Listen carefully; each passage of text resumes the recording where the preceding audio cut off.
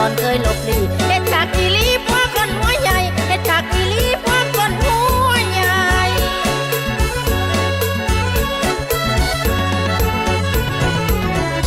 รถจะเสื่องเอาไว้เอาผ้ามาบังเล็กรถของคนจนเจ้าของนางลินจันเทินจึงเบียจุยและแม่นอยู่ในให้ลูกนำไปจึงได้หูข่าวลูกถ่ายหูปเอาใส่โทรศัพท์คืออยากพากันแค่นออาย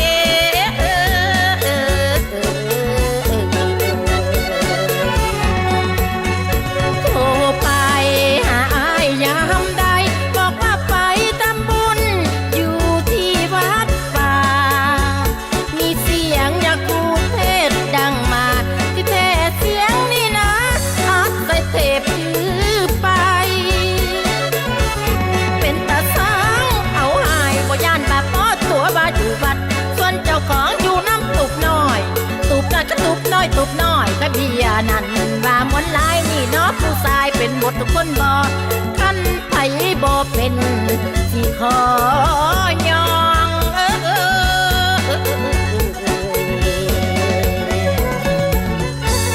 ผู้เฮือนละอายอยู่ซื่อๆบ่ดื้อจบปากก็บ่ครบ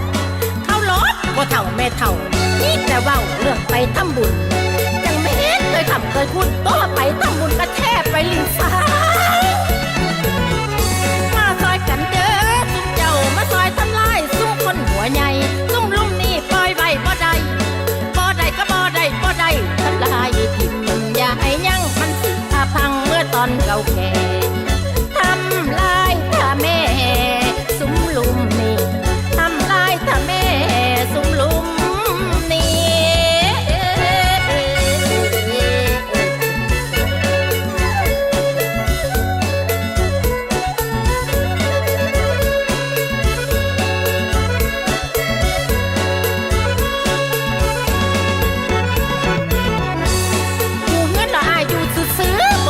ดื้อจบปากก็บ่ครบ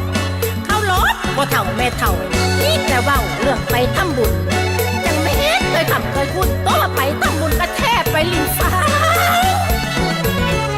มาซอยกันเด้อซุ่มเจ้ามาซอยทำลายซุ่มคนหัวใหญ่ซุ่มลุ่มนี่ปล่อยไว้บ่ได้